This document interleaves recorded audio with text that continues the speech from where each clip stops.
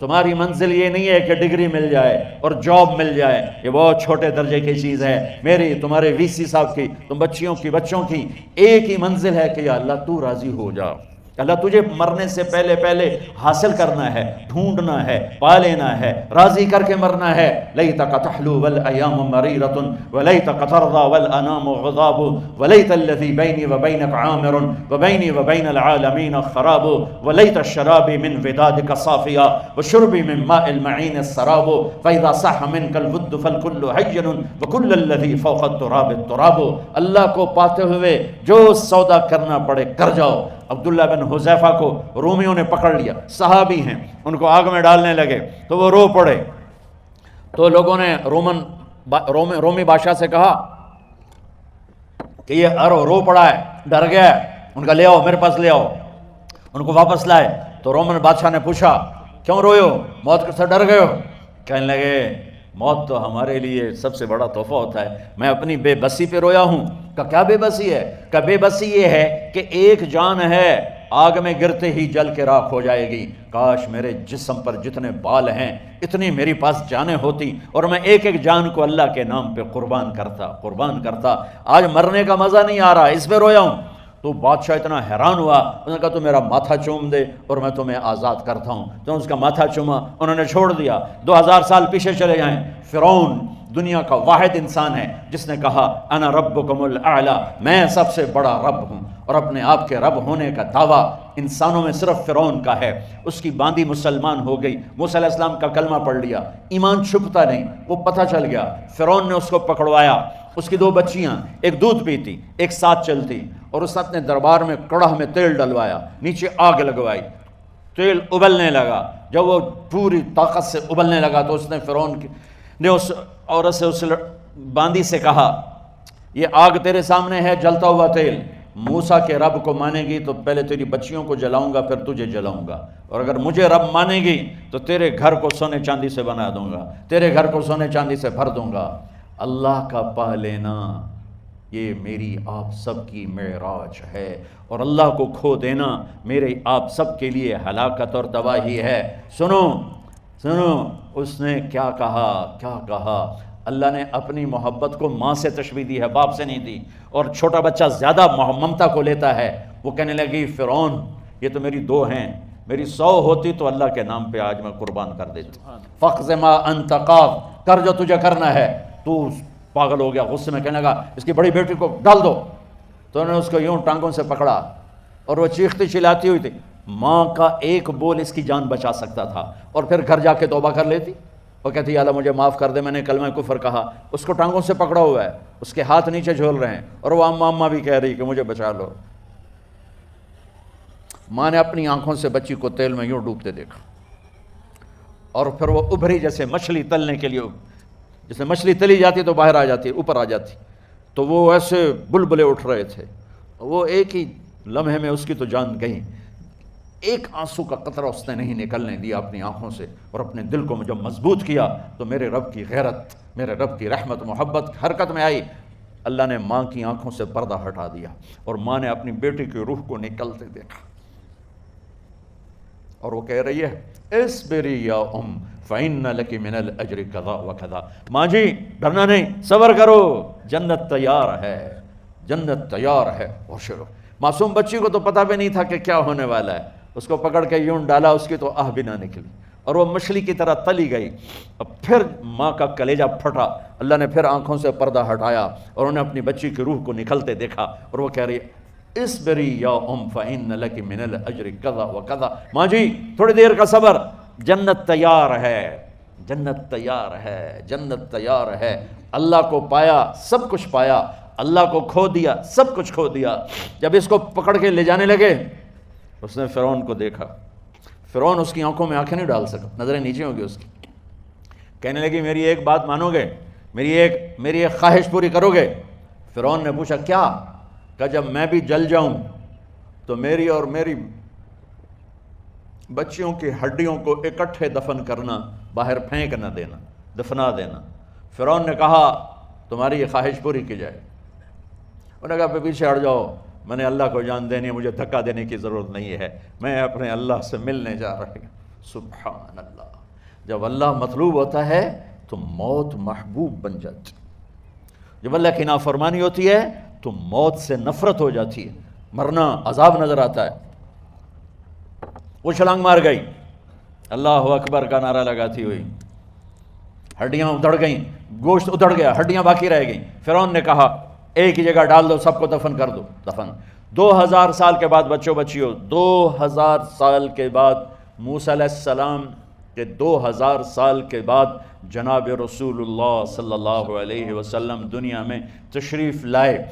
40 سال کی عمر میں نبوت ملی، 50 سال کی عمر میں معراج ہوا، 2050 سال کے بعد میرے نبی کی سواری بیت المقدس جا رہی ہے، اور بیت المقدس پر جب وہ اوپر پہنچے ہیں تو مصر وہاں سے قریب ہو جاتا ہے۔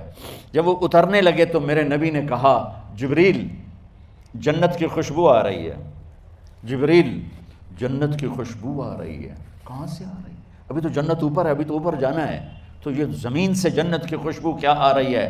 تو جبریل نے عرض کیا رسول اللہ، فرعون کی ایک باندی تھی جو اللہ سے سودا کر گئی جان کا اور اپنی بچیوں کا، اس کی بچیوں کی ہڈیوں کو جہاں دفن کیا گیا ہے، یہ خوشبو جس دن انہیں دفن کیا تھا اس دن سے لے کر آج تک یہ خوشبو آ رہی ہے، اور یہ قیامت تک آتی رہے گی۔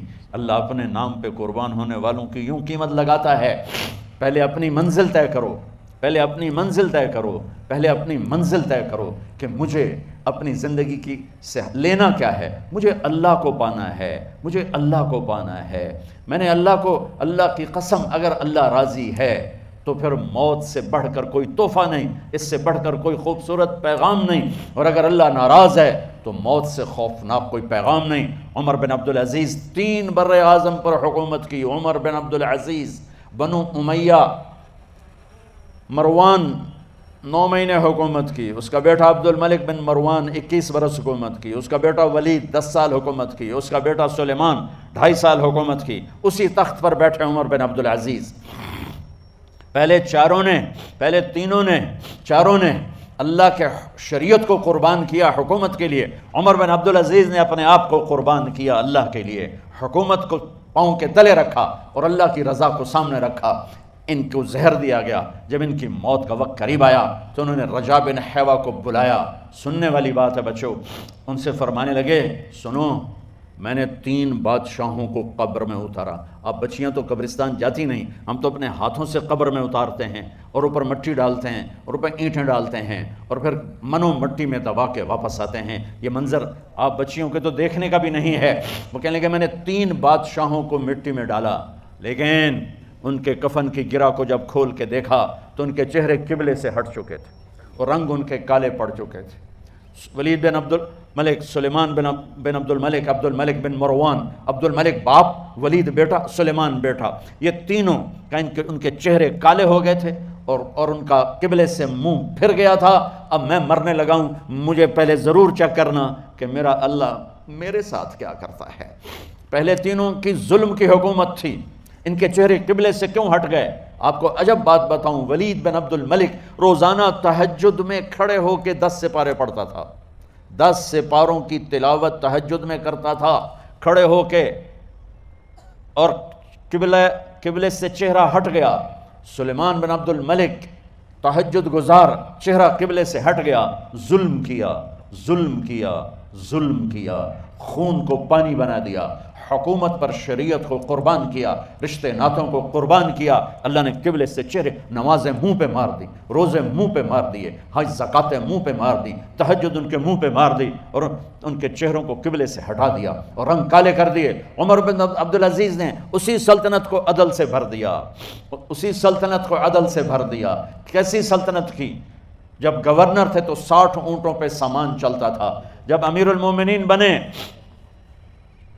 تو بچے کہنے لگے ماں سے، بچیاں 12 تھے، ماں سے کہنے لگے کہ عید کا موقع آ رہا ہے، ابا سے کہو ہمیں نئے کپڑے تو لے کر دیں۔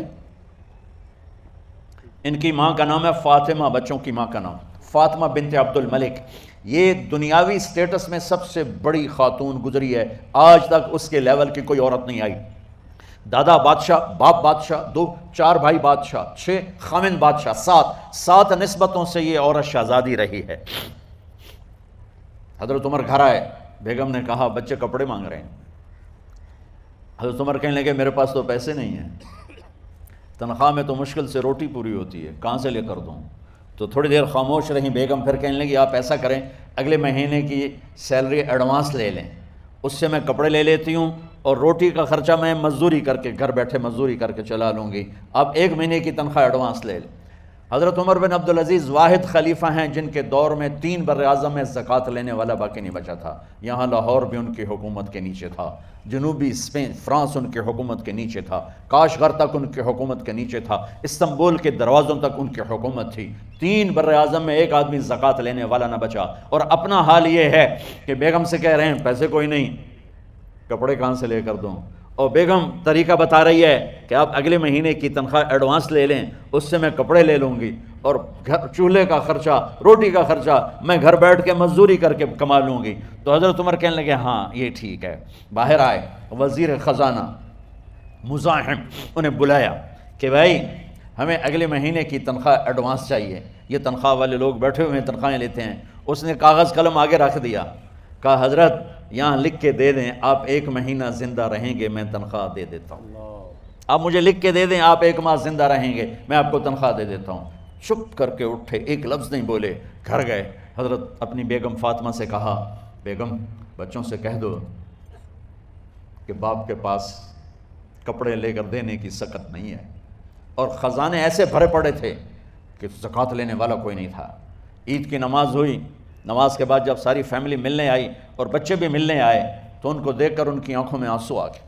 کہنے لگے بچوں آج تمہیں دکھ تو ہوگا اپنے باپ پر کہ ایک جوڑا کپڑا بھی لے کر نہ دیا عید کا۔ تو ان کے ایک بیٹے نے کہا ابا جان آج ہم بڑے خوش ہیں، ہمارا سر اونچا ہے کہ ہمارے باپ نے مسلمانوں کے مال پہ ڈاکہ نہیں ڈالا، ہمیں قربانی کا بکرا بنایا لیکن مسلمانوں کے مال میں خیانت نہیں کی۔ یہ ان کا طرز حکومت تھا، اس طرح انہوں نے حکومت کی۔ گھر میں تشریف لائے تو بیٹیوں سے بات کی تو انہوں نے منہ پہ سے دوپٹہ رکھا ہوا، منہ پہ دوپٹہ رکھ کے بات کریں تو فرمانے لگے کپڑا تو ہٹاؤ، دوپٹہ کیوں رکھا ہوا ہے؟ تو گھر کی خادمہ زور زور سے رونے لگی، کہنے لگی امیر المومنین آج آپ کی بیٹیوں نے کچا پیاز توڑ کے روٹی کھائی ہے تو وہ اس کی بو ہے منہ میں، آپ کو بو سے نفرت ہے اس لیے منہ پہ کپڑا رکھ لیا ہے۔ تو حضرت عمر اتنا روئے کہ ان کی داڑھی تر ہو گئی۔ کہنے لگے آخر میں جب تھوڑا آسرے میں آئے کہا میری بیٹیوں تمہارا باپ تمہیں بڑے اچھے کھانے کھلا سکتا ہے لیکن میں جہنم کو برداشت نہیں کر سکتا، میں جہنم کی آگ برداشت نہیں کر سکتا۔ اب مرنے کا وقت آ گیا۔ جب وہ گورنر تھے تو 60 اونٹوں پہ ان کا سامان چلتا تھا، اور جب وہ امیر المومنین بنے تو عیادت کے لیے لوگ آ رہے تھے تو سالے عیادت کے لیے آئے، فاطمہ کے بھائی کپڑے دیکھے امیر المومنین کے تو بہن کو ایک طرف کر کے فرمایا، بڑے نیک سرداروں میں سے تھے یہ مسلمہ بن عبد الملک، کہنے لگے امیر المومنین کے کپڑے تبدیل کروا دو، لوگ پوچھنے آ رہے ہیں تو میلے کپڑے اچھا نہیں لگتا۔ کہا جی بھائی کرواتی ہوں۔ اگلے دن جب وہ حال پوچھنے آئے تو پھر وہی کپڑے تھے تو انہوں نے ان کو الگ جا کر کہا بہن میں نے تمہیں کہا تھا کپڑے بدلوا دیتی، کیوں نہیں بدلوائے؟ تو وہ رونے لگیں، کہنے لگی کہاں سے بدلواؤں، جوڑا ہی ایک ہے، جوڑا ہی ایک، کہاں سے بدلواؤں؟ اور حکومت کتنی تھی؟ 3 بر اعظم کی، 3 بر اعظم کی حکومت۔ ہمارا تو پٹواری امان کا نہیں ہے، اور وہ 3 بر اعظم کی سلطنت لے کر ایک جوڑے میں اللہ سے ملنے جا رہا ہے۔ جب ان کا انتقال ہوا سلیمان بن عبد الملک کی ڈیڈ باڈی جب قبر کے قریب لائے اتارنے کے لیے تو ایسے ایسے ہلنے لگا، اس کا پورا جسم ہلنے لگا۔ تو اس کے بیٹوں نے کہا کہ ہمارے ابا زندہ ہیں۔ تو حضرت عمر نے فرمایا بیٹو زندہ نہیں ہیں، عذاب قبر جلدی شروع ہو گیا ہے، عجل اللہ بالعقوبہ، قبر کی پکڑ پہلے شروع ہو گئی ہے، چھپاؤ اپنے باپ کو جلدی۔ جب عمر بن عبدالعزیز کی ڈیڈ باڈی قبر کے قریب کی گئی اور ان کا بھائی اتارو، بھائی وہ باتیں شروع ہو جاتی ہیں، رومال ڈالو، چادر پکڑو، ادھر سے پکڑو، تو ایک دم ایسے ایک پرچہ ہوا میں اڑتا ہوا سب نے دیکھا، وہ آتے آتے آتے آتے آتے آتے یوں آ کے حضرت عمر کے سینے پر گر گیا۔ سب دیکھ رہے ہیں۔ جب پرچے کو اٹھا کے دیکھا گیا تو اس پہ ایک سطر پہ لکھا تھا بسم اللہ الرحمن الرحیم، اور دوسری سطر پہ لکھا تھا براءۃ من اللہ لعمر بن عبد العزیز من النار، یہ عمر کے لیے جہنم کی آگ سے نجات کا پروانہ ہے۔ 3 بر اعظم کی سلطنت لے کر وہ جنت کا پروانہ لے کر دنیا سے گئے۔ جب ان کو قبر میں اتارا گیا تو انہوں نے رجا بن حیوہ سے فرمایا تھا 3 بادشاہوں کے چہرے دیکھے قبلے سے پھر گئے، رنگ کالے پڑ گئے، مجھے تم نے دیکھنا ہے کہ کیا ہوتا ہے۔ تو رجا فرماتے ہیں جب میں قبر میں اترا اور ان کے کفن کی گیرہ کو کھول کے دیکھا تو چہرہ قبلے کی طرف فکس تھا، اور مجھے یوں لگا جیسے 14ویں رات کا چاند قبر میں اتر آیا ہو۔ میرے عزیزو، طلبہ و طالبات، اللہ کو اپنی منزل بناؤ، اللہ کو اپنی منزل بناؤ، اللہ کو اپنی منزل بناؤ۔